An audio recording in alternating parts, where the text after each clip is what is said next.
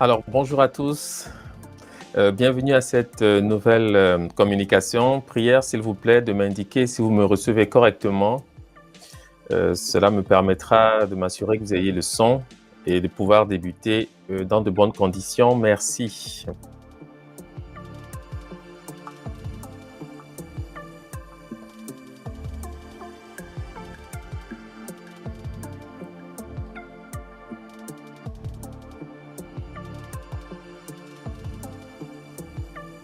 OK, donc apparemment vous me recevez, c'est parfait. Merci d'être au rendez-vous, parce que je sais qu'habituellement, ce type d'exercice n'est pas nécessairement annoncé à l'avance. Donc, je me fie davantage à la possibilité que vous ayez de voir ce type de communication en différé que nécessairement en live. Mais cela n'empêche pas, naturellement, d'apprécier les échanges que nous pouvons avoir dans le cadre d'un live, parce que c'est toujours beaucoup plus vivant, évidemment. Cela permet naturellement d'enrichir les discussions qui sont les nôtres. Alors, la communication d'aujourd'hui s'inscrit, à vrai dire, dans la suite de ce que nous avons vu, je crois, il y a 2 semaines. Nous avons abordé un premier volet qui est consacré à la résurrection d'Osiris. Aujourd'hui, j'ai souhaité terminer naturellement ces aspects en bonifiant la communication en apportant quelques précisions sur la fête de Noël, puisque vous savez que pour beaucoup de nos congénères, eh bien, nous sommes dans le temps des fêtes. Et j'ai voulu comme ça simplement apporter quelques précisions quant à l'origine de cette fête du point de vue historique, parce qu'il y a naturellement des aspects, j'allais dire, religieux qui ne peuvent pas être questionnés, puisque il s'agit là naturellement de la manifestation d'une foi. Mais quant à l'histoire, bien sûr, c'est un domaine qui nous intéresse et qui apporte quelques éclairages, disons, quant à l'origine effective de cette fête. Donc voilà le sujet du jour. Je vous prierai naturellement de ne pas hésiter à poser des questions s'il y a des aspects que vous ne comprenez pas très bien. Je prendrai le soin, si possible, de clarifier évidemment les propos quand cela sera nécessaire. Donc nous allons pouvoir débuter. Hein. Merci encore une fois, je l'ai dit, d'être présent. Alors comme je l'ai dit en introduction, cette communication s'inscrit à la suite d'une série consacrée à Osiris. On va l'appeler de cette façon, puisque c'est un mot que vous connaissez et qui est du relief, disons, du registre, si on veut, de l'égyptologie. Donc, cela permet, en fait, de savoir de quoi nous parlons, même si, évidemment, il peut y avoir d'autres manières de nommer on va dire, ce personnage qui est une figure essentielle de la civilisation des bords du Nil, de la civilisation égyptienne, et des peuples soudanais en général, puisque au sein des traditions subsahariennes, il apparaît de diverses manières et sous divers noms, en quelque sorte, en sachant naturellement que le hiéroglyphe, tout au moins le groupe hiéroglyphique qui permet de le nommer, trouve d'une intelligence dans la quasi-totalité des langues que nous parlons actuellement au sud du Sahara. Ce sont des sujets que nous avons abordés il y a quelques semaines déjà, donc j'espère que vous êtes aussi dans cette suite, car je ne veux pas nécessairement revenir à chaque fois sur des éléments que nous avons déjà pu aborder. Et comme j'ai dit en introduction également, j'ajouterai donc à cette seconde partie consacrée à la résurrection d'Osiris un aspect qui concerne les origines de cette fête que nous appelons Noël aujourd'hui, qui est une fête importante pour les chrétiens et qui, bien sûr, possède quelques éléments historiques quant à ses origines. Et c'est principalement ces aspects que nous allons éclairer aujourd'hui. Je le fais également à la demande d'un certain nombre de personnes qui suivent nos travaux et qui ont souhaité avoir quelques précisions concernant cette fête, puisque la question se pose aujourd'hui de savoir s'il est réellement d'un intérêt quelconque que de célébrer ce moment, ou si ceci s'inscrit plutôt dans une sorte d'habitude qui tarde à être remise en question. Voilà. Donc le travail que je vais faire aujourd'hui, c'est essentiellement un travail historique, sans prétention bien évidemment, mais ce sont des faits que je vais exposer sans nécessairement faire de commentaires, car j'estime qu'à la suite de ces faits, chacun saura naturellement se faire une idée plus ou moins claire, plus ou moins juste de ce que c'est finalement que cette célébration que nous appelons Noël en français. Donc je commencerai par dire ceci. Alors ce sont des notes qui proviennent d'un ouvrage important intitulé Le Rameau d'or, écrit par James George Fraser, qui a fait un travail remarquable dans le registre, disons, de la religiosité de l'Antiquité. et qui annonce ceci de prime abord. Dans le calendrier julien, qui précède le calendrier grégorien, qui est celui actuellement en vigueur dans le monde occidental, dans le calendrier julien, on regardait le 25 décembre comme le solstice d'hiver. Enfin, je pense que chacun le sait et ce n'est pas une découverte. Parce qu'il faut premièrement indiquer que, bien sûr, ce sont les astres et le comportement du soleil en particulier qui fixent les fêtes. L'inverse n'est pas vrai. Il faut toujours partir d'un paradigme objectif et savoir que ce sont les astres, c'est-à-dire le calendrier qui nous donne les fêtes religieuses, puisque la religion procède essentiellement de l'observation des astres. Dans le calendrier julien, on regardait le 25 décembre comme le solstice d'hiver. On y voyait la nativité du soleil, parce que les jours commencent à s'allonger et le soleil à briller avec plus d'éclat à partir de ce point tournant de l'année. Dans le calendrier julien, on regardait le 25 décembre comme le solstice d'hiver. On y voyait la nativité de l'astre du jour, c'est-à-dire du soleil, parce que les jours commencent à s'allonger et le soleil à briller avec plus d'éclat à partir de ce point tournant de l'année. Le rituel de la nativité, tel qu'on le célébrait en Égypte, était remarquable, nous dit Fraser. Les fidèles se retiraient dans certains sanctuaires secrets, d'où ils sortaient à minuit en poussant des cris stridents. La Vierge a enfanté, la lumière croît. Naturellement, la Vierge dont il est question, bien sûr, c'est celle qui reste dans l'histoire comme étant Isis. C'est ainsi qu'elle est nommée en égyptologie. Ça, je le dis comme ça pour précision, car vous devez savoir que les observations chrétiennes s'inspirent grandement de la tradition ancestrale des peuples soudanais, notamment des anciens Égyptiens. Ok? Bon. Le rituel de la nativité, tel qu'on le célébrait en Égypte, était remarquable. Les fidèles se retiraient dans certains sanctuaires secrets, d'où ils sortaient à minuit en poussant des cris stridents. La Vierge a enfanté, la lumière croît. Les Égyptiens représentaient même le soleil nouveau-né par l'image d'un petit enfant qu'ils montraient à ses adorateurs le jour de sa naissance au solstice d'hiver. Il s'agit bien évidemment ici d'Harpocrate, c'est-à-dire Horus le jeune, Horus l'enfant, fils d'Isis et Osiris, né faible des membres inférieurs. Pourquoi faible des membres inférieurs? Certains auteurs y voient une association avec le temps, précisément, disons, de l'hiver, et, disons, ses caractéristiques.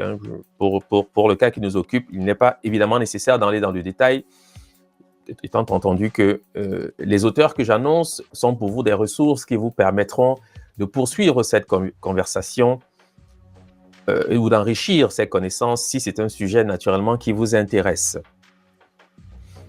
Le rituel de la nativité, tel qu'on le célébrait en Égypte, était remarquable. Les fidèles se retiraient dans certains sanctuaires secrets, d'où ils sortaient à minuit en poussant des cris stridents. La Vierge a enfanté, la lumière croît. Voilà ce que disaient les anciens Égyptiens.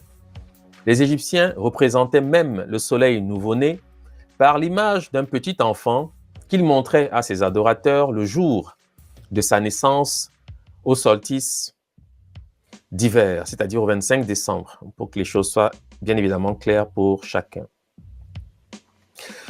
Que nous dit la Bible par rapport à cette date qui passe donc pour être la date de la nativité, c'est-à-dire le jour de naissance du personnage biblique de Jésus? Voilà. Que dit la Bible? La naissance de Jésus est évoquée dans les deux seuls évangiles de Luc et Matthieu. La naissance de Jésus est évoquée dans les deux seuls évangiles de Luc et Matthieu. Pour eux, Jésus est né sous Hérode, mort 4 ans après le début de l'ère chrétienne. Selon Luc et lui seul, la naissance de Jésus a lieu lors d'un déplacement de ses parents à Bethléem, dont Joseph, son père, mettra des guillemets, puisque vous savez naturellement qu'il a une paternité qui n'est pas celle qui est énoncée ici, puisqu'il passe pour être le fils de Dieu. Bon.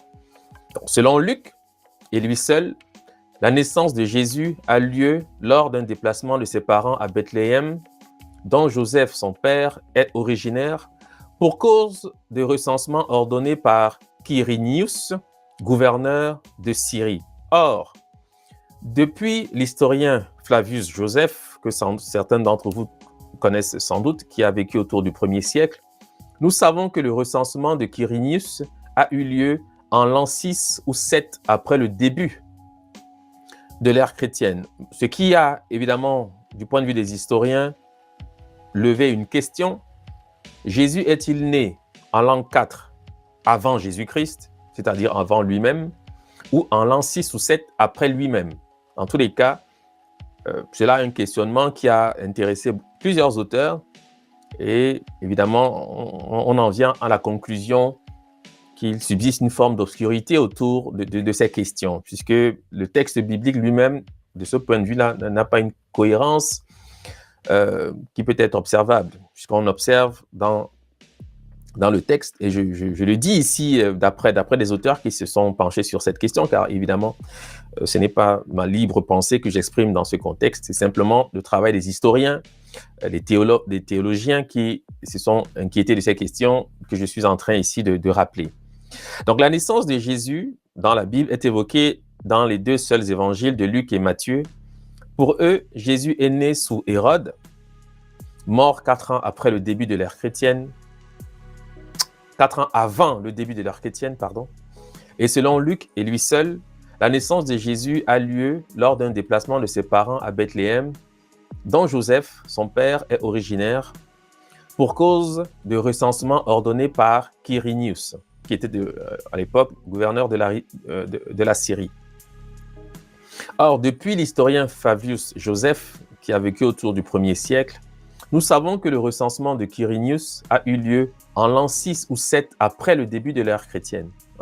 Donc la question qui reste et qui est entière, bien sûr, c'est Jésus est-il né en l'an 4 avant Jésus, c'est-à-dire avant lui-même, ou en l'an 6 ou 7 après lui-même, puisque vous savez que cette manière de dire, du point de vue des dates, est purement conventionnelle. Et je le dis d'autant plus qu'on a souvent apporté comme argument pour justifier de l'historicité de ce personnage le fait qu'on puisse dire comme ça avant ou après Jésus-Christ, quand au fond, tout le monde sait qu'il ne s'agit là que d'une convention en association avec le héros culturel du monde occidental qui est précisément ce personnage. Je crois que ce personnage, vous le savez, je l'ai souvent rappelé, emprunte jusqu'à son nom à la personne d'Osiris, puisque la graphie égyptienne rend parfaitement compte de ce nom. Bon. Mais, puisque je ne vais pas faire ici un rappel de tout ce que nous avons déjà vu par le passé, je vais essentiellement me focaliser sur les origines de la fête en question. Voilà. Évoquons en 2 mots la valeur historique des évangiles. Je vais citer un auteur qui est un Français, il s'appelle Henri Tink, qui est également journaliste et ancien responsable des informations religieuses à La Croix, qui est un journal, comme vous le savez, un journal catholique, donc chrétien, et Au Monde. Donc, c'est un spécialiste de ces questions. Et le citer suffira naturellement à avoir une idée juste sur ces questions, puisque c'est un spécialiste de la question, lui-même chrétien, donc on ne peut pas ici soupçonner le fait qu'il y ait un biais, puisqu'il connaît évidemment la matière, il sait parfaitement de quoi il parle. Donc, voici ce qu'il nous dit à propos de la valeur historique des évangiles. Faut-il s'étonner de tant d'imprécisions sur le lieu et la date de la naissance de Jésus? Question qu'il pose. Non, répond-il, car l'origine de la plupart des héros de l'Antiquité est souvent inconnue. Ici, je souligne le fait qu'il fait allusion précisément à la notion de héros, puisque le personnage biblique de Jésus, je l'ai souvent rappelé à maintes occasions, est un héros culturel, et à proprement parler, le héros culturel de l'Europe occidentale, parce que c'est avec ce personnage biblique que l'Europe occidentale entre dans l'histoire, à travers notamment l'appréciation des empereurs romains qui vont en faire, je parle ici de la chrétienté, qui vont en faire la religion d'État.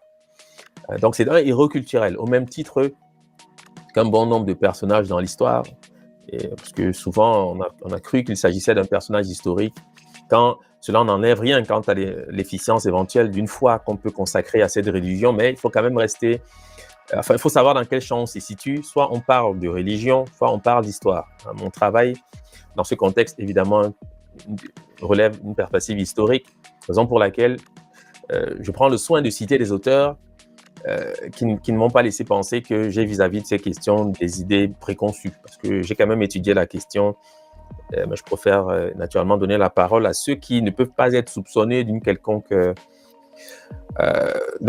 biais, on va dire ça comme ça. Ok. Bon, voici ce qu'il dit. Faut-il s'étonner de tant d'imprécisions sur le lieu et la date de la naissance de Jésus? Non, répond-il, car l'origine de la plupart des héros de l'Antiquité est souvent inconnue. On l'a dit, 2 évangélistes seulement sur 4 parlent de l'enfance de Jésus. Marc et Jean n'éprouvent même pas le besoin de l'évoquer. Les récits de naissance sont toujours des constructions tardives visant à projeter, au début de la vie du héros, les prémices de son identité d'adulte. Les récits de naissance sont toujours des constructions tardives visant à projeter, au début de la vie du héros, les prémices de son identité d'adulte, écrit Daniel Marguerat dans son ouvrage consacré donc à Jésus. N'oublions pas, rappelle Henri Tenck, n'oublions pas que les évangiles sont des récits postérieurs aux événements. Ce sont des témoignages de croyants dictés par la ferveur plus que par le goût pour l'authenticité des faits. Il ne s'agit pas de reportages sur la vie de Jésus, mais d'éléments de langage, comme on dirait aujourd'hui, qui circulent alors dans les premières communautés chrétiennes. Alors, c'est important quand même de le souligner, parce que souvent, il y a un débat qui persiste vis-à-vis de ces questions, quant à savoir si la Bible est un livre historique ou pas. La Bible ne s'inquiète pas des faits. La Bible, c'est un livre qui a vocation à susciter une certaine foi en une certaine religion.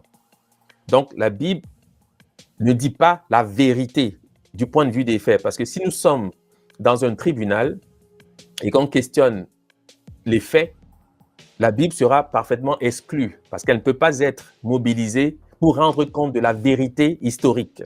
Je le dis selon cette perspective, ce qui n'enlève rien quant au mérite, j'allais dire, de la foi qu'elle peut susciter. Parce que je sais très bien que pour beaucoup de personnes, évidemment, c'est un livre qui passe pour être la parole de Dieu. Voilà. Mais en tant qu'historien, je suis bien obligé de reconnaître que de cette perspective-ci, qui est celle aussi des théologiens, parce qu'il faut bien dire qu'ici, ce n'est pas moi qui m'exprime, hein, c'est encore l'occasion de rappeler que la Bible, ce n'est pas la vérité historique. C'est une vérité visant à susciter une foi en une certaine religion, mais ce n'est pas l'histoire, ce n'est pas la vérité historique telle que l'histoire s'est produite sur Terre. Hein, c'est important quand même de le rappeler. Je le dis comme ça pour que chacun sache précisément de quoi nous parlons. Faut-il s'étonner de tant d'imprécisions sur le lieu et la date de la naissance de Jésus? Non, car l'origine de la plupart des héros de l'Antiquité est souvent inconnue. On l'a dit, 2 évangélistes seulement sur 4 parlent de l'enfance de Jésus. Marc et Jean n'éprouvent même pas le besoin de l'évoquer. Les récits de naissance sont toujours des constructions tardives visant à projeter, au début de la vie du héros, les prémices de son identité d'adulte. Okay. Rappelle Daniel Marguerat dans son ouvrage sur Jésus. N'oublions pas que les évangiles sont des récits ou des écrits postérieurs aux événements. Ce sont des témoignages de croyants dictés par la ferveur plus que par le goût pour l'authenticité des faits. Il ne s'agit pas de reportages sur la vie de Jésus, mais d'éléments de langage, comme on dirait aujourd'hui, qui circulent alors dans les premières communautés chrétiennes.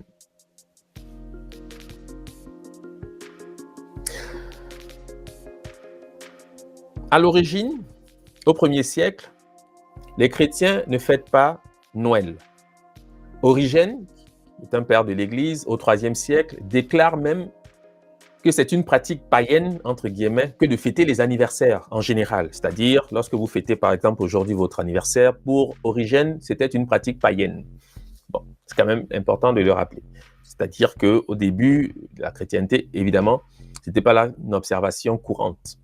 Au contraire, ceux qui ont initié cette manière de percevoir la divinité étaient parfaitement contre le fait de fêter les anniversaires. À l'origine, Au 1er siècle, les chrétiens ne fêtent pas Noël. Origène, au 3e siècle, déclare même que c'est une pratique païenne que de fêter un anniversaire.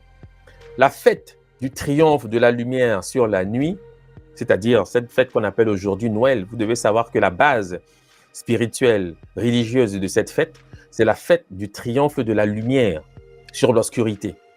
Devenue la fête de Noël, avait lieu le 25 décembre à Rome, jour de Sol Invictus, c'est-à-dire le soleil invaincu, qui était une divinité importante pour les Romains. Et cette même fête avait lieu le 6 janvier, selon le calendrier qui est le nôtre aujourd'hui, en Égypte, jour réputé être le jour de la naissance d'Osiris. C'est important quand même de le souligner, peut-être que je reviendrai plus tard sur ces aspects pour préciser 2-3 choses, mais c'est quand même important de savoir que pour les anciens Égyptiens, le jour de la naissance d'Osiris, c'est-à-dire le jour du triomphe, le jour de la fête du triomphe de la lumière sur les ténèbres, c'était le 6 janvier. Et quand je dis c'était, c'est pas comme si ça a changé. C'est encore le 6 janvier si on souhaite être dans l'orthodoxie égyptienne, bien évidemment. C'est en 274 de l'ère actuelle que l'empereur Aurélien déclare le culte de Mithra, religion d'État, donc il va remplacer Sol Invictus. Mithra, c'était une divinité majeure, on va dire d'Orient, en particulier chez les Perses, qui va être importée à Rome, mais dont les aspects principaux sont ceux des cultes osiriens. Je le dis comme ça rapidement parce que ce n'est pas vraiment le sujet, mais c'est important que vous sachiez qu'il y a là une proximité naturelle avec l'Égypte pharaonique, de par même la signification du nom de Mithra, parce que le nom de Mithra signifie, dit-on, ami, mais beaucoup d'autres choses également. Et c'est de ce nom d'ailleurs que vient le thème du martyr. Mais c'est un aspect que je ne veux pas vraiment détailler aujourd'hui. Bon. C'est en 274 de l'ère actuelle que l'empereur Aurélien déclare le culte de Mithra, religion d'État, et fixe sa célébration le jour du solstice d'hiver, c'est-à-dire le 25 décembre. À partir du IVe siècle, les chrétiens, cherchant un jour pour célébrer la naissance de Jésus, avancent plusieurs dates, parce qu'il y a eu une dispute en fait. Certains prétendaient que ce jour correspondait au 6 janvier, pour les références égyptiennes, d'autres le 25 mars, d'autres le 10 avril. Et c'est vers 354 que l'empereur Constantin fixe la date de Noël au 25 décembre. Celle aussi que retient d'ailleurs le pape Libère pour marquer le début de l'année liturgique, le 25 décembre. Toutefois, à cette époque, subsistent encore 2 dates, le 25 décembre et le 6 janvier, comme jour de la manifestation de Dieu, qu'on appelle Épiphanie ou Théophanie. Donc le 6 janvier aujourd'hui, pour les catholiques, l'Épiphanie. Je pense que vous le savez si c'est une référence que vous avez dans votre environnement immédiat. Mais sachez qu'à l'origine, bien sûr, c'était un jour réputé être le jour de la naissance. Alors, qu'est-ce que c'est que l'Épiphanie? Peut-être pour ceux qui ne savent pas, c'est le jour où les rois mages rendent visite à cet enfant nouveau-né. D'accord? C'est ce jour-là qu'on appelle l'Épiphanie, qui est donc célébré le 6 janvier aujourd'hui, mais qui, dans les temps anciens, puisque vous savez qu'il y a eu de nombreuses manipulations avec le calendrier, eh bien, était consacré à d'autres observations, mais qui reste toujours dans l'idée de la naissance du soleil nouveau. Dans tous les cas, pour ce qui concerne l'Égypte pharaonique, en tout au moins l'Égypte, en tout cas copte, ça au moins c'est attesté, le 6 janvier était réputé être le jour de la naissance d'Osiris. Okay? Bon. C'est-à-dire le jour de l'épiphanie, c'est-à-dire la manifestation du Dieu, l'incarnation, si vous voulez. D'accord? Donc, je conclurai cette note simplement parce que j'ai voulu simplement fixer un certain nombre de faits qui relèvent de l'histoire. C'est important, en rappelant qu'en 425, c'est l'empereur Théodose qui codifie les cérémonies de Noël. En 506, le concile d'Agde en fait un jour d'obligation.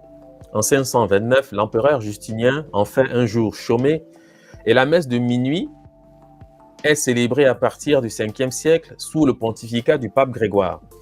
C'est de cette façon, finalement, qu'apparaîtra dans ses formes les plus permanentes, on va dire, cette fête aujourd'hui. Donc, elle s'inscrit, je dois quand même le rappeler, dans un paradigme, qui est le paradigme de l'Église catholique romaine, parce que, naturellement, cette Église a revendiqué la figure du personnage public de Jésus, donc ils en ont fait un héros culturel.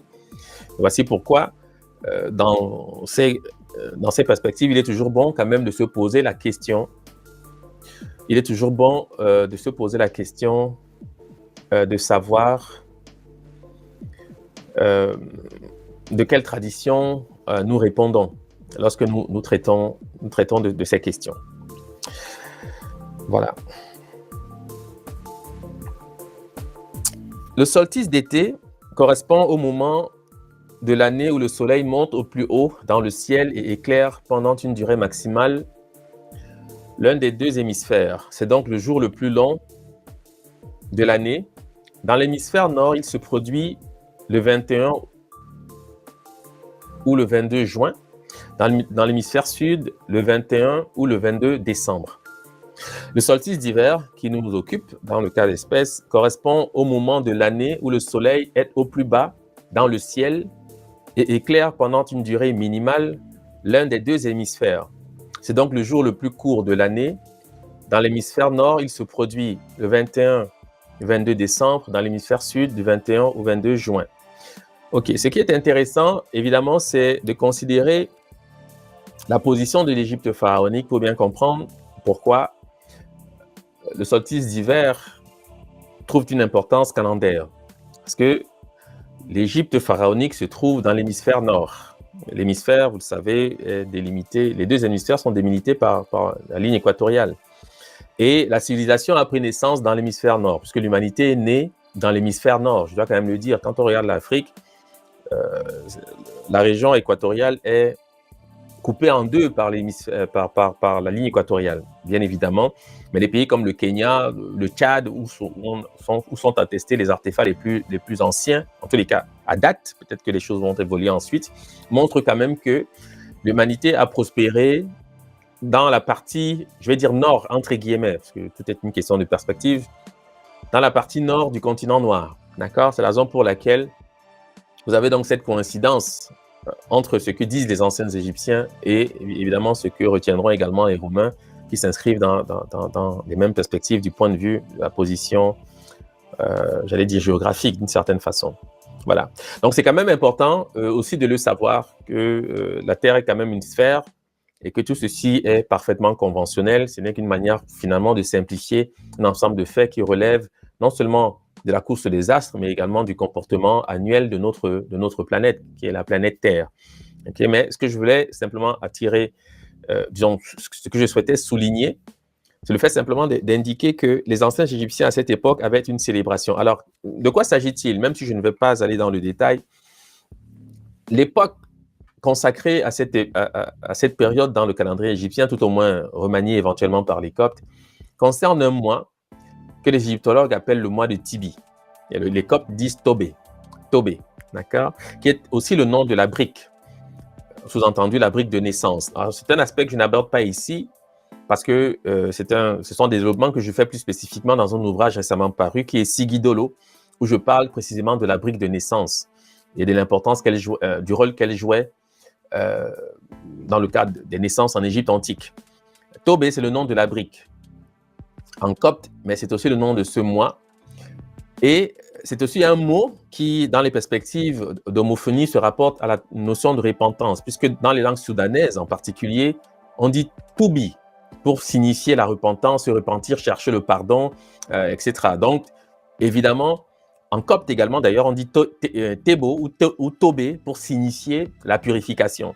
Donc, c'est un temps qui est éminemment consacré à la notion de purification. C'est quand même ce que je voulais dire, même si je ne vais pas dans ce détail, car ici, il est essentiellement question de rappeler les origines de cette fête qu'on appelle Noël, motif pour lesquels j'ai sollicité pour appuyer un certain nombre de faits qui relèvent de l'histoire, certains éléments qui nous viennent de la Bible, puisque la Bible, jusqu'à récemment, pour certains, passe pour être un livre historique. Eh bien, il faudrait quand même qu'on ait, de ce point de vue, une perspective objective, ou bien comprendre qu'il faut dissocier, quand vient le temps de questionner l'histoire, les éléments qu'on peut trouver dans la Bible, qui est un livre avec son importance, certes, mais quand même censé susciter la foi en une certaine religion, et qui n'est pas l'histoire tout court. Parce que l'histoire, évidemment, si on souhaite rappeler les éléments historiques, si on souhaite rappeler les éléments qui relèvent de l'histoire, il est encore possible de le faire à travers des travaux conduits par des théologiens sur ces questions. Et ça existe. J'ai souvent l'avantage de rappeler que si on s'intéresse à une question, autant l'étudier et ne pas simplement prendre pour acquis ce qu'on peut entendre de ci, de là, parce que cela relève généralement des avis qui ne sont pas vérifiés à la base. Voilà. Donc, sujet achever, si je vais clore, j'espère que j'ai apporté quelques éléments de précision, car ce n'est pas vraiment ce que j'avais prévu d'aborder aujourd'hui. Nous abordons maintenant la seconde partie de cette communication et je commencerai par rappeler ce texte qui est également un texte de Fraser qui dit ceci. Dans ce récit de la fête, ici, il parle d'une fête importante en Égypte qui était la fête du mois de Koyak, c'est-à-dire la fête, j'allais dire, qui va devenir la fête des morts, puisque c'était autour du mois d'octobre que ceci avait lieu, c'est-à-dire la mort symbolique du soleil, autrement dit la mort d'Osiris, était célébrée à cette époque. Dans ce récit de la fête du mois de Koyak, tiré de la grande inscription de Dendera, l'enterrement d'Osiris occupe une place importante, tandis que sa résurrection est plutôt impliquée qu'exprimée. Dans ce récit de la fête, tiré de la grande inscription de Dendera, l'enterrement d'Osiris occupe une place importante, tandis que sa résurrection est plutôt impliquée qu'exprimée. Mais ce qui manque à ce document est largement compensé par une remarquable série de bas-reliefs qui accompagnent et illustrent l'inscription. Ces bas-reliefs montrent, en une série de scènes, le Dieu mort étendu sur sa bière, emmailloté comme une momie, puis se levant de plus en plus haut. Bientôt, enfin, il a entièrement quitté son cercueil et on le voit dressé entre les ailes gardiennes de la fidèle Isis, qui est debout devant lui, tandis qu'un personnage mâle tient devant ses yeux la croix en C. On aurait pu dire précisément devant ses narines, parce que ce n'est pas tout à fait devant les yeux, parce que cette croix est portée aux narines précisément. D'ailleurs, je pourrais rappeler ensuite pourquoi.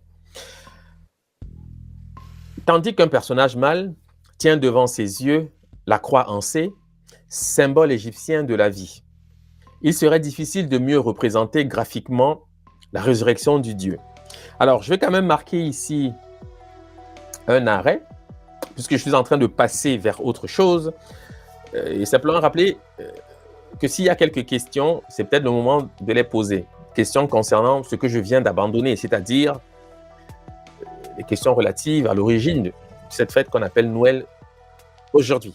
Parce que je ne veux pas nécessairement y revenir, je vais quand même prendre le soin de voir s'il y a quelques questions suscitées par ce que j'ai dit, ce qui permettrait éventuellement de clarifier ce qui n'a pas pu l'être jusqu'ici. Voilà.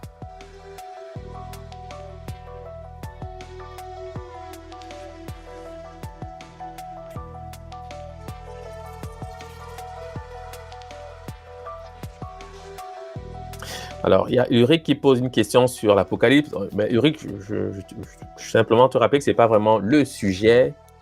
On pourrait aborder ça dans d'autres circonstances, mais je souhaite juste garder le focus sur ce que j'ai abordé aujourd'hui comme thème. Donc, je te prierai d'être éventuellement patient. On pourra revenir sur ces questions. Mais ce n'est pas vraiment une communication sur les éléments bibliques, parce que je n'en suis pas un spécialiste, loin de là. Donc, pour faire me garder de m'aventurer sur des sujets que je ne maîtrise pas. J'aime mieux le dire de cette façon. Même si j'ai quelques avis sur ces questions, évidemment, mais ce n'est pas le lieu réellement d'en parler, puisque ce n'est pas le sujet du jour.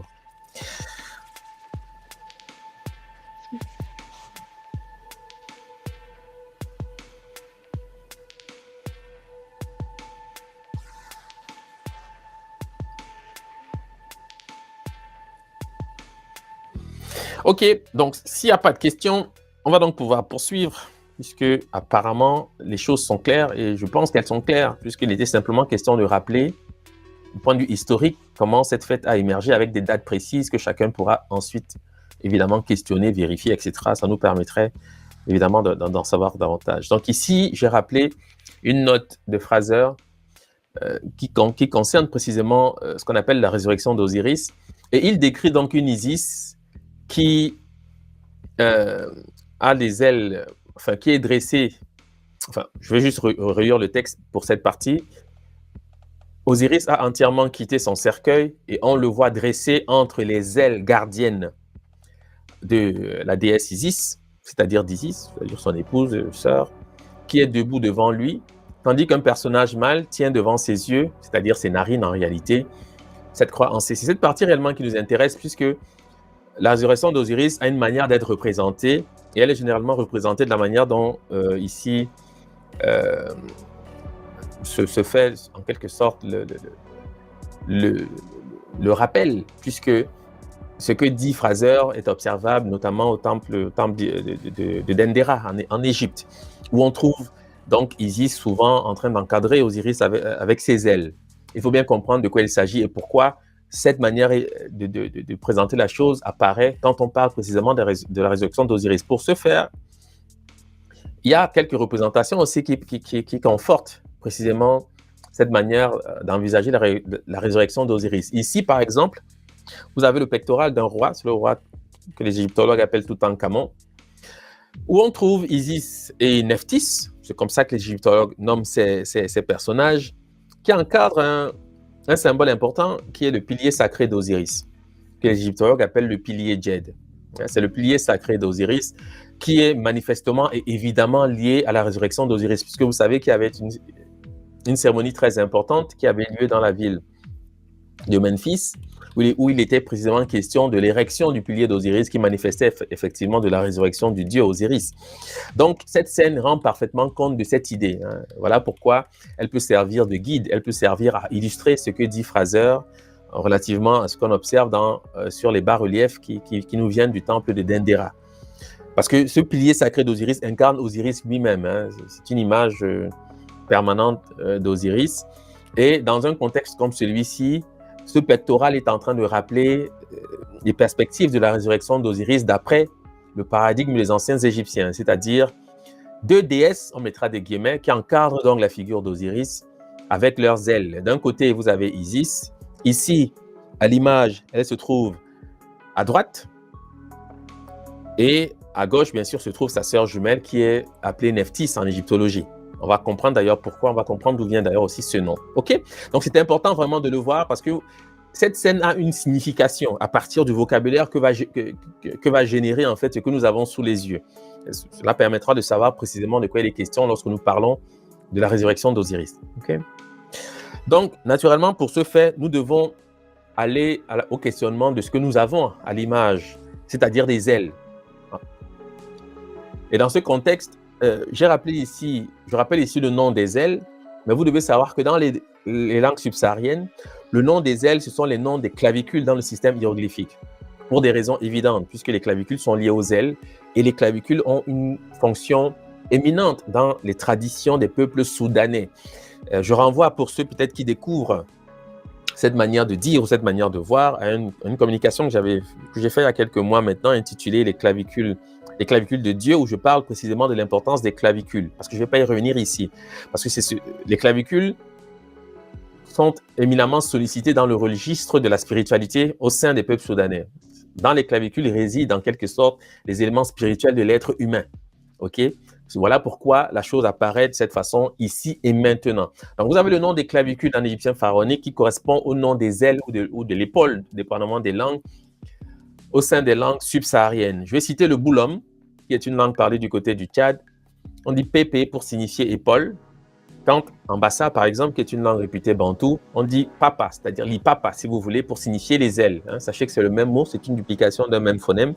En lori, c'est pape, pour signifier les ailes. En Bobangi, lipapu, pour signifier les ailes. En Lubwizi, et papa, les ailes. On dit siriku, en Angola. Lipepe, c'est l'épaule. Donc, aile, épaule et éventuellement clavicule portent le même nom dans ce contexte.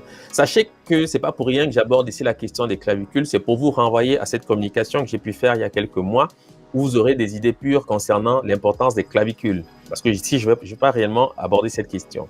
Mais, ce qui est intéressant, c'est qu'on observe qu'au sein des langues subsahariennes, le nom des ailes coïncide avec le nom, pour l'instant, dirons-nous, du vent. C'est-à-dire du souffle, en réalité. C'est une remarque importante. C'est une remarque importante parce que la description de la résurrection d'Osiris, où on trouve Osiris encadré par des ailes, vous devez savoir que ces ailes qui encadrent Osiris sollicitent les mots du souffle vital. Les mots du souffle. Raison pour laquelle vous avez également un personnage qui porte la croix en C aux narines d'Osiris. D'accord? Parce que cette croix en C, qui a le sens générique de vie, incarne ce qu'on appelle le souffle vital. D'accord? Et qu'est-ce que c'est que ce souffle vital? J'en ai parlé il y a quelques temps maintenant. Le souffle vital n'est que le mélange, je dirais ça de cette façon, le mélange des 4 éléments fondamentaux. Et j'ai toujours rappelé qu'il faut bien faire la césure entre ce que nous appelons l'air en français et le souffle, parce que dans les constructions spirituelles soudanaises, subsahariennes en général, l'air, ce n'est pas le souffle. L'air, c'est un élément, c'est l'un des 4 éléments fondamentaux qui, avec la terre, l'eau et le feu, mélangés ensemble, forment ce qu'on appelle le souffle vital. D'accord? Donc, le souffle que nous respirons, c'est qui nous permet de vivre. C'est une somme, c'est un mélange. C'est un mélange des 4 éléments fondamentaux, mélange évidemment spirituel, puisque le mot même, la notion de spiritualité vient de l'idée esprit. Et dans les langues subsahariennes, pour signifier esprit ou pour signifier vent, évidemment, ou souffle, évidemment, c'est le même mot. Ici, je donne quelques exemples. En Munu Kutuba, on va dire Mupepe pour signifier le vent. En Lingala, c'est Mupepe pour signifier le vent. Je rappelle que c'est le nom que portent les ailes. Hein. Si vous êtes attentif, vous le voyez d'ailleurs à l'image. En Kimbembe, Mupepe, c'est le vent, c'est l'air, c'est le souffle.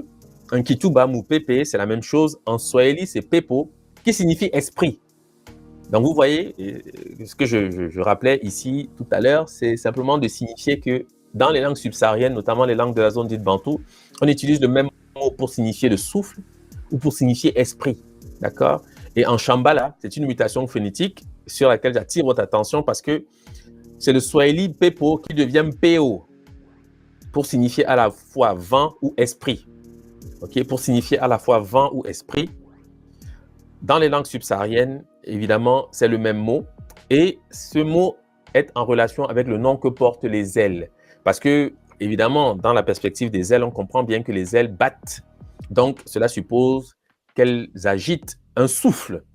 Voilà pourquoi Isis et Nephthys sont régulièrement représentés encadrant Osiris de cette manière, puisque le souffle de vie, c'est lui qui effectivement donne la vie. Donc, la condition de la renaissance ou de la résurrection d'Osiris passe évidemment par la manifestation du souffle vital qui est incarné dans ce contexte par les ailes que portent les 2 sœurs qui encadrent précisément ces personnages qu'on appelle Osiris en égyptologie. Voilà, donc maintenant, je vais rentrer dans les corpus soudanais pour, disons, j'allais dire être un peu plus terre à terre, parce que ce que les Égyptiens ou les anciens Égyptiens disent, c'est également ce que disent les peuples soudanais, en particulier ici, notamment les Dogons. Parce que chez les Dogons, Osiris, bien sûr, c'est le Nomo, hein, mort, ressuscité, démembré, exactement comme Osiris. Enfin bref, je pense que maintenant vous êtes relativement familier de l'histoire du Nomo parce que j'en ai souvent parlé. Amma, nous disent les Dogons, c'est-à-dire le Dieu suprême, s'est servi du Pelou. Pour l'instant, je le dis de cette façon, il s'est servi du Pelou pour ressusciter le Nomo. Il s'est servi du Pelou. Qu'est-ce que c'est qu'on appelle le Pelou chez les Dogons? En Toroso, le Pelou, c'est un arbre qui en français porte le nom de Caïcédra. Donc, chez les Dogons, le Dieu suprême qui a sacrifié son fils, c'est-à-dire le Nomo, pour purifier l'univers, pour ensuite le ressusciter, s'est servi d'un arbre. Un arbre qui existe dans la nature, au Soudan. En français, cet arbre est appelé le Caïcédra. Les Dogons appellent cet arbre le Pelou. Ok? Donc, Amma, le Dieu suprême, s'est servi du Pelou, c'est-à-dire du Caïcédra, pour ressusciter le Nomo. Cela veut dire, naturellement, que dans cette perspective, c'est une attention qui est portée vers cet arbre. Naturellement, ces caractéristiques que nous n'allons pas aborder aujourd'hui, là, en particulier, il a cette particularité d'avoir une écorce extrêmement amère qui sert dans les rituels de purification. Ça aussi, ce sont des détails, mais c'est important de savoir qu'il y a aussi en arrière, évidemment, un ensemble de caractéristiques qui distinguent cet arbre. C'est important. Mais ce n'est pas vraiment le sujet. Donc, je vais simplement ici ramener la chose comme elle peut être perçue dans l'univers soudanais, puisque les Égyptiens sont des Soudanais. Ce que disent les Soudanais, les Égyptiens aussi le connaissaient, bien évidemment. Donc, les Dogons nous disent que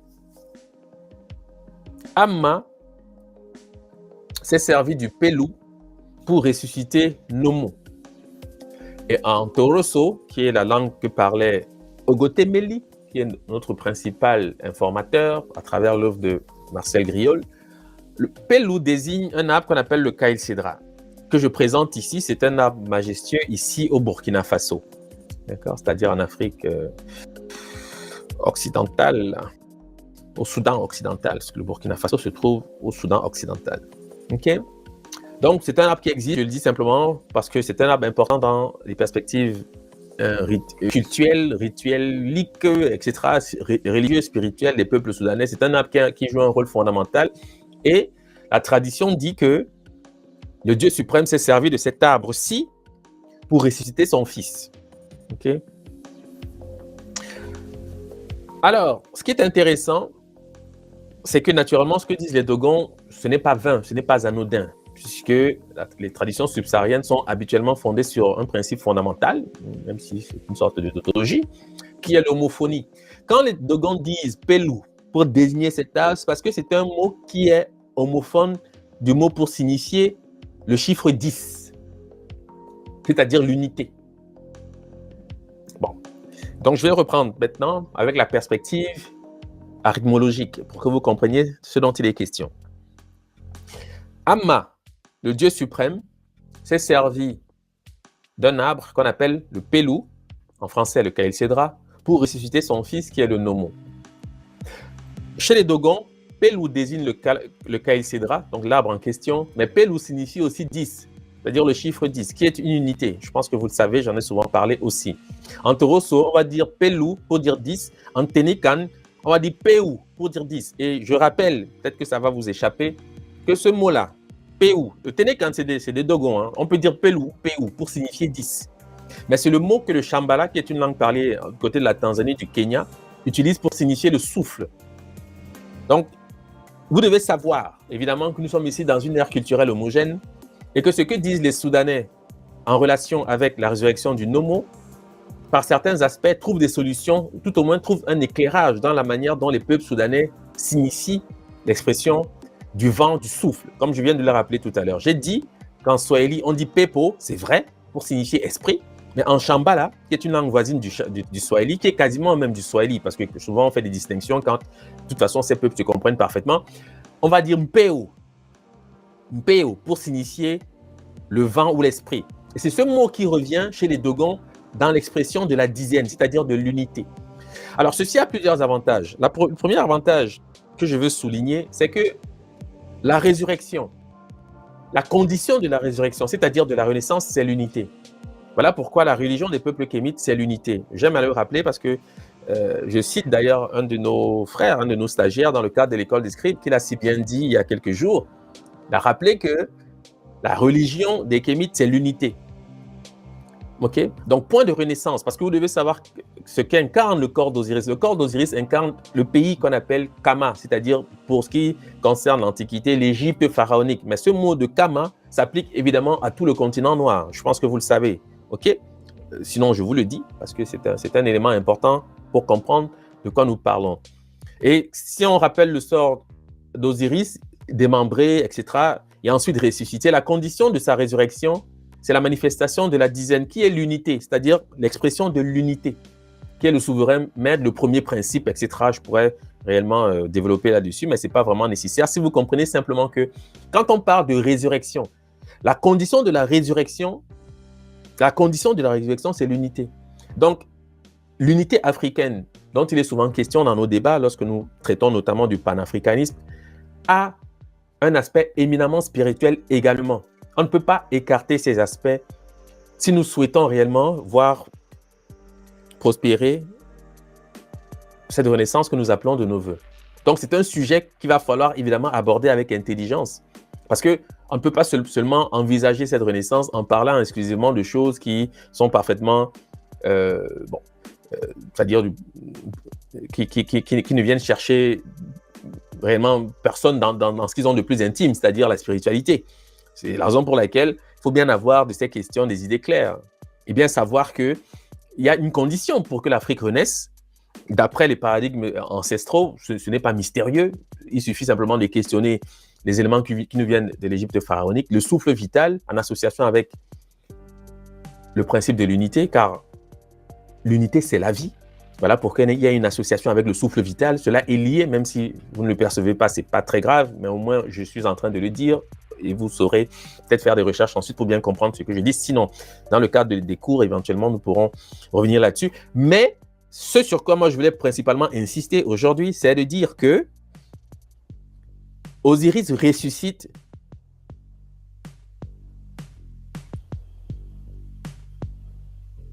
dans la condition ou à la condition, si vous voulez, de l'unité. Ça, c'est quand même fondamental. Parce que la rythmologie est très importante. C'est un aspect qui est parfois négligé dans la compréhension que nous avons des corpus soudanais, mais on ne peut pas dégager le nombre de la spiritualité kémite, ce n'est pas possible. OK? Sauf que, évidemment, c'est aussi l'occasion de rappeler que les mots de la dizaine sont également ceux du souffle, parce que le souffle, c'est l'âme. Et l'âme est liée à l'unité. C'est même le premier principe. Enfin, on pourrait développer ensuite, je le dis, parce que c'est très dense. Ici, je ne fais que surrouler des éléments, simplement pour vous instruire sur la manière dont nos ancêtres ont perçu ces questions. Parce qu'en arrière, de cela, il y a quand même ce qu'on appelle les mystères d'Osiris, d'accord? Donc, ce sont des choses extrêmement denses, extrêmement importantes. En termes de développement, on ne peut pas vraiment aller dans tous les détails ici, mais au moins, vous avez les éléments clés. L'association que nos ancêtres font entre le souffle vital et le principe de l'unité, et qui est, par voie de fait, la condition de la renaissance, la condition de la résurrection, eh bien, on comprend que dans la pratique quotidienne, il faut bien qu'il y ait une juste compréhension de ce que c'est que l'unité africaine, entre guillemets, c'est-à-dire l'unité des peuples noirs, des peuples kémites, pour effectivement parvenir à la matérialisation de cette renaissance que nous appelons. Elle n'aura pas lieu si nous ne le comprenons pas. C'est une évidence. Je pense que je n'ai même pas besoin de philosopher longtemps là-dessus. OK?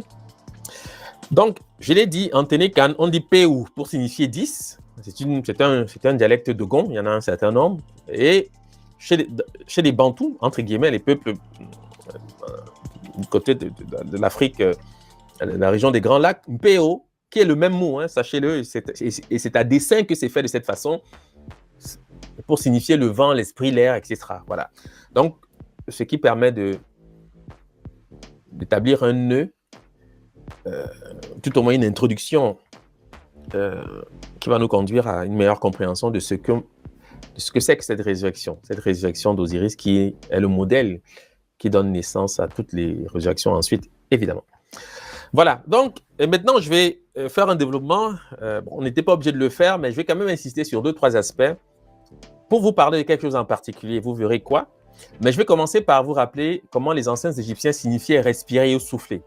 D'accord? Puisque on porte cette croix en C qui incarne le souffle vital aux narines d'Osiris. C'est intéressant de savoir comment nos ancêtres signifiaient le fait de respirer ou de souffler. C'est une graphie relativement simple qui est translittérée Nefa, quelque chose de ce genre, comme on le voit ici. Elle est relativement simple, quelques signes avec le déterminatif qui présente une sorte de nez, tout au moins une partie du visage. Et c'est une graphie qui signifie donc respirer ou souffler. Cette graphie, nous avons la chance qu'elle possède ces solutions coptes. Okay? Parce qu'en copte, cette graphie que vous venez de voir correspond notamment au copte Nifé, qui signifie respirer, vent, souffler, souffle. Nifé, qui signifie, je le répète, respirer, vent, souffler, souffle. Et cette graphie, ce mot a des correspondances au sein des langues éthiopiques et même au-delà des langues soudanaises. Mais pour l'instant, je vais commencer par le somali, par exemple, qui est une langue bien attestée que chacun peut connaître. On dit nef pour signifier souffle, esprit, et nefti pour signifier esprit. C'est ce mot que les Grecs transforment en neftus et qui devient neftis en égyptologie. Voilà pourquoi elle intervient dans le relief de la résurrection d'Osiris. On la trouve en train de battre des ailes autour d'Osiris parce qu'elle incarne le souffle, l'esprit, c'est-à-dire l'âme du monde. Je m'arrête ici parce que, évidemment, c'est des éléments peut-être que vous n'aurez pas en totale compréhension, donc ce n'est pas nécessaire de compliquer les choses. En Somalie, on dit également naf pour signifier âme et nafti pour signifier l'âme. Je répète, vous devez savoir que c'est de là que vient le nom neftis. Quand on dit neftis, ce n'est qu'une corruption de ce mot-ci pour signifier esprit ou souffle, ok, au sein des langues éthiopiques en particulier. Mais le même mot, nifé, en copte, correspond au bambara noufié, qu'on peut traduire par souffler dans l'expression, par exemple, noufielan, qui signifie le mouchoir, c'est-à-dire ce dans quoi on souffle, l'instrument dans lequel on souffle, le mouchoir. Parce que lan, c'est l'expression de l'instrumental en bambara. D'accord? Et en bambara, on dit noufier pour signifier littéralement le vent du nez. On peut traduire en français par le souffle si vous voulez. Mais on dit aussi fiez-nous pour dire le nez du vent. Et je vais vous expliquer pourquoi. Parce qu'en fait, on inverse parfois les phonèmes pour signifier quelque chose de particulier. Mais pour l'instant, je vais donc reprendre ce que je suis en train de dire. Je vous ai présenté une graphie égyptienne. Cette graphie égyptienne a une solution en copte. Le copte nous dit nifé pour signifier respirer, vent, souffler, souffler. Ce mot apparaît notamment en Somalie sous la forme nef ou nefti pour signifier esprit, souffle, âme, etc. comme vous le voyez. Le même mot apparaît en bambara, qui est une langue soudanaise bien connue, parlée par une majorité de Maliens aujourd'hui, par exemple. On va dire noufier, qu'on traduit en français par souffler. On dira par exemple noufier lang, pour signifier le mouchoir. En bambara, on dit noufier, pour signifier littéralement le vent du nez. Pourquoi? Parce que nous, en bambara, c'est le nez. Fien ou fier, si vous voulez, c'est le souffle, qu'on peut traduire par le vent si on le souhaite. Voilà pourquoi on dit vent du nez, mais c'est le souffle, d'accord? Et en bambara, on dit fiez-nous pour signifier nez du vent, ce qui en français n'a aucun sens. Parce qu'en réalité, vous devez savoir que la perspective, c'est l'inverse, c'est-à-dire le vent du nez, autrement dit le souffle. Mais on dit effectivement fiez-nous. Je vais vous expliquer pourquoi et dans quel contexte. Bon. Je présente ici un relevé des nombres bambara. Vous avez 8 signes. Le premier, Fugundo, qu'on peut traduire en français par le secret de rien ou le secret de zéro. Fugundo, parce que gundo, en bambara, c'est le secret. Fu ou foi peut être traduit par rien ou zéro. Par exemple, quand on dit ya foi, ça veut dire il n'y a rien. D'accord? Donc, 1, 2, 3, 4, 5, 6, 7. Vous avez ici, en fait, c'est un relevé bambara. Les nombres bambara, c'est très important. C'est un corpus majeur même. Je vais simplement attirer votre attention sur les éléments en lien avec le sujet du jour. Donc, je ne vais pas développer sur les nombres, ce n'est pas possible dans un temps comme celui dont nous disposons. Mais je vais insister davantage sur ce que les bambara appellent fundo, pour vous expliquer ce que c'est que le vent du nez ou le nez du vent. D'accord? Donc, les bambara ont un signe traditionnel qu'ils appellent fugundo, qui signifie le secret de rien, littéralement. OK?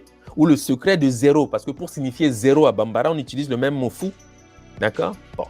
Ce que vous devez savoir, c'est ceci, et je le dirai en citant une auteure qui s'appelait, parce qu'elle est décédée malheureusement aujourd'hui, Solange de Ganay. Voici ce qu'elle dit à propos de ce relevé des nombres bambara. Ces 8 signes contiennent toute la création, car ils sont un résumé arithmologique du Créateur et de son œuvre. Ces 8 signes contiennent toute la création, car ils sont un résumé arithmologique du Créateur et de son œuvre. 1 représente la pensée primordiale qui a formé le monde. 2 symbolise le dédoublement du premier principe. Au nombre 3 correspondent l'élément feu et le principe masculin qui est figuré par un crochet. Il est l'origine de la vie, du mouvement, du temps. Très important. Le nombre 4 symbolise le principe femelle figuré par le crochet. Issu du principe mâle, la matrice et l'élément eau. Issu du principe mâle, la matrice et l'élément eau. Le nombre 5 est la synthèse du Créateur et de son œuvre. Le nombre 5, dont j'ai parlé il y a quelques jours, est la synthèse du Créateur et de son œuvre. 6 représente la gémelléité, aussi bien mâle que femelle. 7, qui additionne les nombres 3 et 4, figure le couple, c'est-à-dire 3 plus 4, l'homme et la femme. La personne, à la fois mâle et femelle, l'intelligence, la fécondité, évidemment, puisque c'est le couple, la terre. Quant au premier de ces 8 signes, appelé Fugundo ou Foigundo, ce sur quoi nous allons insister aujourd'hui, autrement dit le secret de rien, il représente en quelque sorte la création en puissance, son point de départ, c'est-à-dire la pensée primordiale qui existait en secret dans rien. Quant au premier de ces 8 signes, appelé Fugundo, ou Foigundo, le secret de rien ou le secret de zéro, il représente en quelque sorte la création en puissance, son point de départ, c'est-à-dire la pensée primordiale qui existait en secret dans rien. Bon, ce que vous devez savoir, c'est que ce que les Bambara appellent Fugundo n'est autre que le signe égyptien Néfer, que les égyptologues appellent Néfer. Je le présente de cette façon. Je vais vous indiquer en fin de séance un ouvrage dans lequel je fais des développements importants sur ces questions, parce que aujourd'hui, on ne pourra pas épuiser le sujet, mais je voulais quand même vous présenter ça. Parce que dans le cadre de l'école des scribes, vous devez savoir qu'on étudie les signes soudanais. Donc, je me suis senti quand même un peu la nécessité de vous expliquer ceci en relation avec le sujet du jour, c'est-à-dire la résurrection d'Osiris. Vous allez comprendre peut-être mieux ensuite. Et si ce n'est pas le cas, ce n'est pas grave. Je vous inviterai à ce moment-là à poursuivre cette conversation dans le cadre des ouvrages. Voilà. Parce que je ne pourrais malheureusement pas être plus long. Ce n'est pas vraiment possible. Mais j'en dirai suffisamment au moins pour clarifier mon propos. Donc, je dis ceci. La graphie Bambara que vous avez ici, à l'extrême gauche, qu'on appelle Fugundo, correspond à la graphie égyptienne que les égyptologues appellent Néfer. C'est exactement la même chose. Même si vous ne le percevez pas a priori, sachez qu'à l'étude, c'est exactement de cela dont il est question. Ça, c'est clair. Ce qui permet aussi de réhabiliter, de réactualiser ce qu'on appelle les hiéroglyphes. Parce que ce signe est un signe majeur en association et qui est associé effectivement à Osiris. D'accord? Et c'est la raison pour laquelle d'ailleurs on dit c'est le secret de rien. Parce que même si je n'aborde pas le sujet aujourd'hui, sachez que le signe Néfer exprime le zéro en égyptien pharaonique. Ça, c'est même un aspect majeur, même si je n'en parle pas. Sachez que ce que je dis là, ce n'est qu'une introduction, parce que je ne vais pas aborder ce sujet aujourd'hui, mais sachez qu'en Égypte antique, pour exprimer le zéro, on utilise ce signe qu'on traduit par Néfer. Mais c'est Noufié, vous allez voir. C'est Noufié, c'est-à-dire le souffle. Voilà pourquoi ce signe, dit-on, représente la trachée à terre et dit-on le cœur. Bon, c'est pas nécessaire de trop en dire, mais la trachée artère, sachez que la trachée fait partie de l'appareil respiratoire. La trachée fait partie, je pense que vous le savez, de l'appareil respiratoire. Voilà pourquoi ce mot fait appel au thème du souffle. Et même en copte, enfin, je pense que ça va être clair ensuite. C'est pas la peine que j'avance trop. Je vais dire ceci.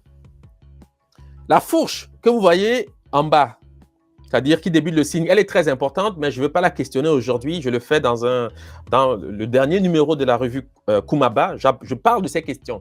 Donc, je le dis pour ceux que ça intéresse. Hein, je le dis pour ceux que ça intéresse. Je parle de ceci. Et je vais vous présenter la revue à la fin, quand même, pour que vous sachiez de quoi je parle. Bon, donc, la fourche représente la dualité du principe premier se générant lui-même. Voilà ce que disent les maîtres Bambara. La croix, qui est au centre, figure la multiplicité des choses, conséquence de ce dédoublement.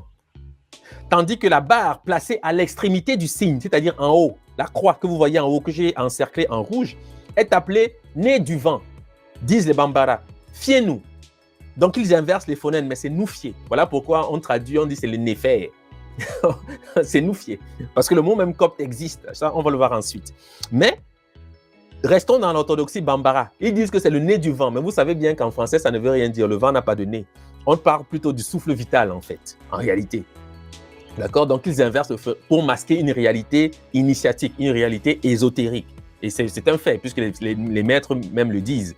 Quand ils ont envie de le dire, ils vont vous dire les choses telles quelles. Mais généralement, on s'exprime d'une certaine façon pour favoriser le goût de l'apprentissage. On ne peut pas, comme ça, le dire a priori, les gens ne comprendraient même pas. C'est aussi une question de prérequis, bien entendu. Mais je vais simplement lire la note, ensuite quelques commentaires suivront.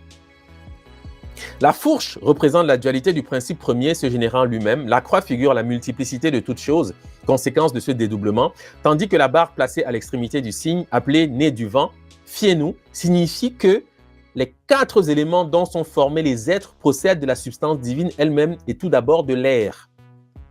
Le signe de rien, Fugundo, que l'interprète appelait signe zéro, ici c'est Germaine, c'est Solange de Gannet qui le dit elle-même. Elle dit que l'interprète Bambara qui lui a présenté ce signe appelait le signe zéro. Et c'est exactement la valeur que prend le signe qu'on appelle néfer en égyptologie. Ça, je vous le dis peut-être pour ceux qui ne le savent pas. Pour exprimer, c'est l'origine de ce qu'on appelle le zéro. Hein, pour couper net à toute forme de spéculation, parce qu'on a souvent pensé que le zéro était arabe. Non, non, ce n'est pas arabe. Enfin, ce n'est pas pour diminuer le mérite des Arabes, mais enfin, il faut savoir reconnaître les mérites à ceux qui les ont réellement constitués dans l'histoire, quand même, c'est le minimum. Dans le signe de rien, Fugundo, que l'interprète appelait signe zéro, figure encore au début d'une série de 196 signes numériques utilisés, semble-t-il, par ceux qui pratiquent l'arithmomancie, c'est-à-dire l'arithmomancie, c'est la possibilité de lire le destin avec les nombres, c'est-à-dire une sorte de divination avec les nombres, en quelque sorte. OK? Donc, c'est ce sommet qui nous intéresse tout simplement, et c'est ce sommet, ce sommet de ce signe qui en fait est appelé nez du vent, c'est-à-dire fiez-nous ou nous fier, si vous voulez, c'est-à-dire souffler, car c'est de cela qu'il s'agit. C'est ce sommet qui va nous intéresser ici maintenant. Alors, comment le copte lit cette graphie translittérée néfer? On dit nous fait ou nous fi en copte. On va traduire comment? On va traduire par bon, profit, avantage. D'accord? Mais c'est un mot qui existe au sein des langues soudanaises. En bambara, on va dire nafa, profit, utilité. En bore, nafa, être comblé, heureux. Mende, nafa, profit, avantage, bénéfice. En more, nafé, être utile, profiter. Susu, nafa ou nafé, avantage, gain. Songai, nafa, être utile, profit. Sachez que ce qui est sous-entendu dans l'idée de utilité, être comblé, profit, bénéfice, c'est le souffle vital. Écoutez bien ce que je dis car c'est très important. Il ne faut pas vous tromper de sens. Quand on dit que quelque chose est bénéfique dans les conceptions soudanaises, c'est le souffle vital qui est sous-entendu. Et c'est un mot qui s'apparie d'ailleurs au copte nifé pour signifier le souffle, le vent. On l'a vu tout à l'heure. Donc, le copte même fait déjà ce rapprochement-ci. Et en amharique, on dit nafa pour signifier souffler. En gourage, nafa, souffler. En sao, naf, souffler. En somalie, naf, hein, souffler, nefti, etc. C'est l'âme, le souffle, etc. Bref, l'expression de ce qui est avantageux, de ce qui est profitable, sachez que c'est le souffle vital, c'est la vie. Parce qu'en perspective, ce qui est sollicité ici, c'est l'idée de chance. L'idée de bonheur, c'est la chance, le bonheur, c'est ce qui est sollicité dans ce contexte. Voilà pourquoi le français traduit avec des mots comme profit, être heureux, avantage, ces mots-ci, qui se rapportent fondamentalement à la notion de souffle vital. Est-ce que ce que je dis, je le pose quand même la question, est-ce que ce que je dis est suffisamment clair? Prière simplement de l'indiquer, ce qui me permettra de valider mon propos. Merci.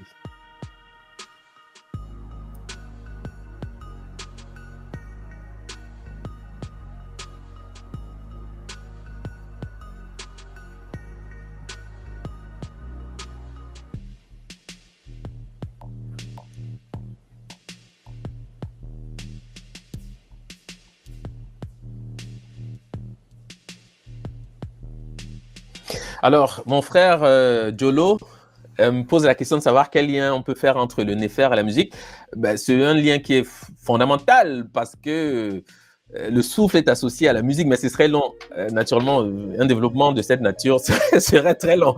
Oui, mais il y a effectivement un lien parce que le souffle est lié à la musique, hein, aux vibrations. Voilà, les cordes vocales sont associées aux cordes des instruments à cordes, évidemment. Voilà, c'est ce que je peux dire. Voilà, mais on pourra y revenir, Jolo. Ok, et puis Suleiman rappelle qu'en Soussou, fou signifie 10, ce qui est aussi intéressant. En tous les cas, le Soussou étant une langue soudanaise, évidemment, on peut y voir quelques rapports aussi intéressants. Mais je voulais vraiment quand même vous amener à cette première évidence. Hein. Et c'est un symbole, vous le savez, le symbole réputé néfer, entre guillemets, qui est associé à Osiris. Il est appelé souvent Unnefer, hein, qu'on traduit l'être perpétuellement bon. Non, parce que Osiris, c'est le souffle vital, Osiris, c'est la vie. Voilà, mais ça, c'est déjà dans les mystères, c'est des choses un peu plus complexes. Mais comment dire, en introduction comme ça, on peut au moins déjà rappeler pourquoi sa résurrection est associée au souffle vital et en quoi consiste ce souffle vital. Ce qui est profitable, ce qui est utile, c'est le souffle vital. Ça, je peux vous le dire, qui se traduit de diverses façons. De diverses manières, d'accord? Le souffle vital il se traduit de diverses façons. Et ce qui est profitable, ce qui est bénéfique, ce qui est avantageux, c'est le souffle vital. Ça, vous devez avoir ceci en perspective. Voilà pourquoi on utilise la trachée, l'image de la trachée pour signifier ce signe, qui prend génériquement le sens de bon profit, avantage, notamment en copte. Parfois de beauté. Bon, ça, c'est une perspective aussi qui s'inscrit dans cette logique. C'est un développement sur lequel je ne veux pas nécessairement m'appesantir. Voilà. Donc, je voulais quand même vous amener à cette première évidence, car ça me paraît important. Et pour conclure, comme je l'ai dit, car ici on arrive au terme de ce que j'ai souhaité échanger avec vous, les sujets que j'aborde généralement dans ce contexte sont tirés d'un travail qui est mon premier travail, qui est celui d'un écrivain, d'un scribe. Et récemment est paru le numéro 7 de la revue Kumaba, numéro dans lequel j'aborde ces questions spécifiques, notamment la question de l'âme, donc c'est-à-dire du souffle. Et évidemment, où je vais dans le détail concernant ce signe Bambara que chacun gagnerait à connaître. Parce que quand on dit que les signes soudanais sont les hiéroglyphes, ce n'est pas simplement une vue de l'esprit, c'est une question maintenant d'étude. Connaître les signes soudanais et leur sens, c'est les remettre dans leur contexte égypto-nubien. Parce que les peuples ont migré avec ces signes. Les Bambara Malinké connaissent ces signes, d'accord? Et je ne parle que de celui-ci, qui est un signe important, d'où l'intérêt que je lui accorde en priorité, puisqu'il est immédiatement associé à la personne d'Osiris. Mais il y en a d'autres qui nécessiteraient également votre intérêt. Donc, pour ceux que ça intéresse, je le dis, c'est encore l'occasion pour moi de rappeler qu'un travail comme celui-ci n'est complet qu'à travers un travail, une publication comme la revue, parce qu'au moins là, on va dans tous les détails. Et l'exercice que nous réalisons dans ce contexte, c'est simplement pour sensibiliser les uns et les autres à ce que nous appelons les humanités fondamentales, c'est-à-dire les humanités classiques africaines. On ne peut pas toujours aller dans tous les détails, mais c'est déjà un travail important, je le sais, car pour beaucoup d'entre vous, vous n'avez pas toujours la possibilité, évidemment, d'acquérir les revues. Donc, c'est la raison pour laquelle je m'assigne quand même la nécessité vraiment de perpétuer une forme de diffusion par le moyen d'un canal comme celui-ci. Voilà. Donc, je le dis, pour ceux qui souhaitent poursuivre cette conversation, la revue existe et elle est faite réellement pour cela. Et je remercie évidemment ceux qui sont abonnés, ceux qui s'intéressent à ces travaux, car naturellement, sans eux, un travail comme celui-ci n'aurait aucune possibilité d'être fait. Voilà, je tiens quand même aussi à le souligner tout en remerciant évidemment ceux qui nous soutiennent dans cette démarche et qui sont d'un soutien crucial, évidemment.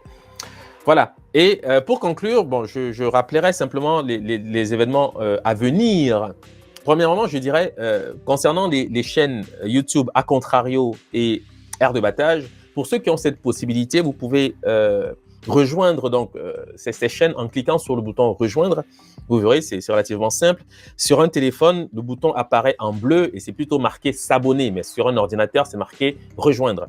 Et vous verrez, c'est une manière pour nous aussi d'assurer de la régularité du travail que nous faisons dans ce contexte-ci, parce que nous voulons, nous avons pris l'engagement d'assurer au moins une communication chaque semaine, ce qui permettrait voilà, de pérenniser un travail de diffusion qui pour nous est majeur, car la plupart des éléments que nous abordons dans un contexte comme celui-ci ne sont pas connus du grand public.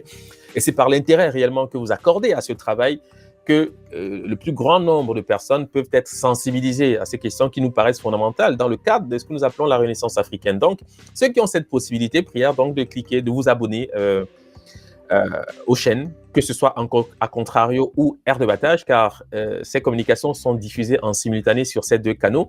Et pour ceux qui sont sur Facebook, eh bien, vous pouvez encore vous rabattre sur YouTube si vous avez cette possibilité.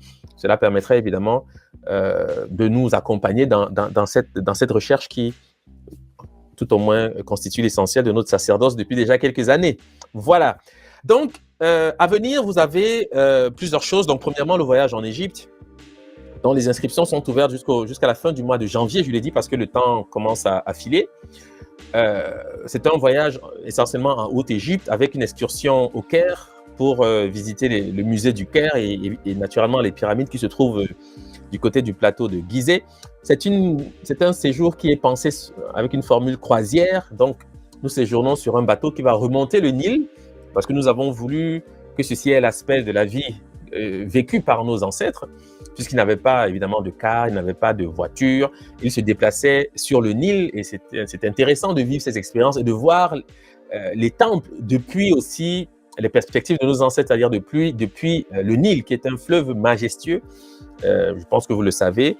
Et voilà. Donc, les inscriptions pour le voyage en Égypte, organisé par l'association Ndjeli, sont ouvertes jusqu'à la fin du mois de janvier. Pour toute information, d'ailleurs, je vais l'inscrire ici pour ne pas l'oublier.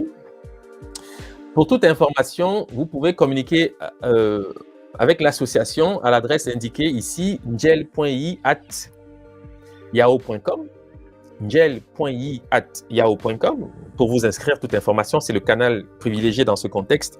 Ensuite de cela, nous avons également la Kumaba 2022, qui est notre rencontre annuelle, notre rencontre scientifique annuelle qui aura lieu l'année prochaine au mois de juin au Sénégal, qui nous fait d'ailleurs l'honneur de nous accueillir au Monument de la Renaissance. Donc cet événement aura lieu au Monument de la Renaissance même.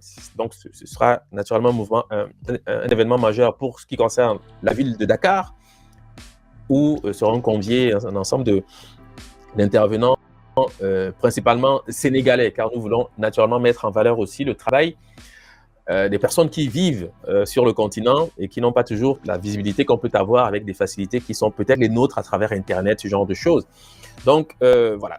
Pour ceux qui souhaitent nous accompagner dans ce cadre-là, car à côté de la Kumaba, qui est l'événement scientifique, évidemment, nous aurons d'autres événements, d'autres activités pour aller à la découverte du Sénégal et de ce qu'il peut offrir d'intéressant à visiter.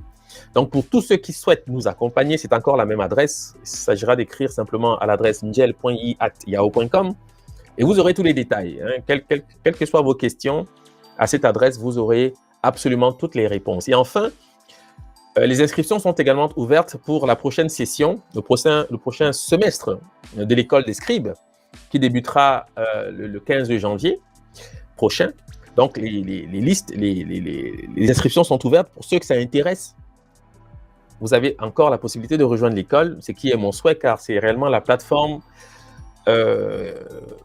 avec laquelle nous travaillons au mieux, c'est-à-dire avec laquelle nous pouvons réellement aller dans le détail d'un certain nombre de choses que nous ne pouvons que survoler dans un cadre comme celui-ci, vu vraiment le temps qu'on peut consacrer à un tel exercice. Cela dit, voilà, vous avez quand même la possibilité, pour ceux qui souhaitent aller un peu plus dans le détail, la lecture analytique des caractères sacrés égyptiens, une connaissance des corpus soudanais, enfin bref, tout ce qui concerne les humanités fondamentales qui nous préoccupent déjà depuis quelques années. Vous avez cette possibilité de rejoindre l'école des scribes en écrivant toujours à la même adresse, njel.yi@yahoo.com, pour vous enquérir des conditions et naturellement, ça nous fera plaisir.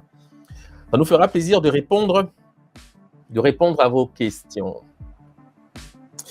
Voilà, donc il ne me reste plus qu'à vous remercier de votre attention.